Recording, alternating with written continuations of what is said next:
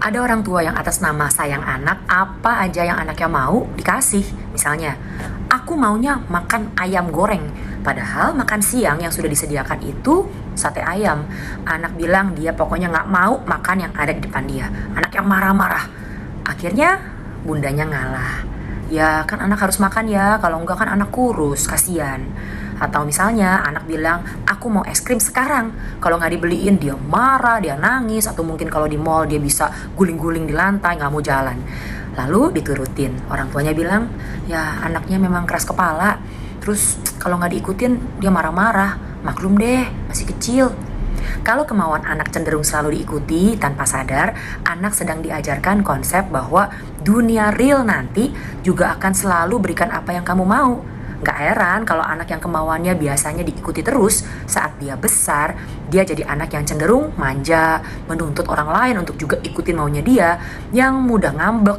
Dan ini kebawa sampai ke tempat kerja, dalam berteman, dalam berelasi, dalam berkeluarga. Jadi gimana? Mari ingat kalau yang berotoritas adalah kita sebagai orang tuanya. Apalagi kalau anak masih di bawah 6 tahun, di bawah 10 tahun. Kalau anak nangis-nangis dan marah-marah karena dia gak dapet yang dia mau, gimana?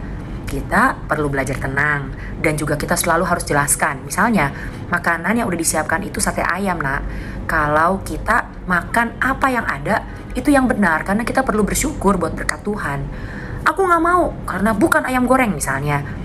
Kita bisa makan ayam goreng besok-besok, tapi kita harus makan apa yang ada di depan kita. Aku gak mau. Kalau gak mau makan, ya gak ada makan siang loh buat kamu, adanya sate ayam. Aku maunya susu, misalnya.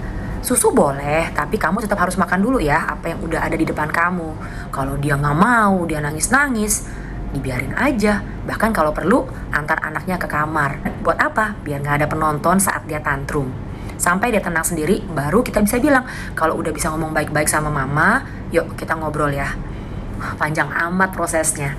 Kalau aku mah, aku pukul aja, aku paksa dia makan. Atau ada yang bilang, aku mah kasih iPad aja, dia pilih dia mau nonton apa, sambil aku kasih makan yang udah disediain. Sekali lagi, kita sedang mengikuti apa yang anak mau. Kalau kita kasih iming-iming entertainment untuk bikin anak melakukan apa yang harusnya memang dia lakukan. Mendidik anak itu memang perlu banyak energi, kesabaran, hikmat, dan kita pun pasti bisa salah, jatuh bangun. Tapi memang penting sekali untuk kita jangan jadi orang tua yang lebih suka solusi yang instan. Anak mau A dikasih A, anak mau B dikasih B misalnya. Karena ternyata saat kita selalu mengikuti kemauan anak, itu berdampak negatif pada anak kita nanti.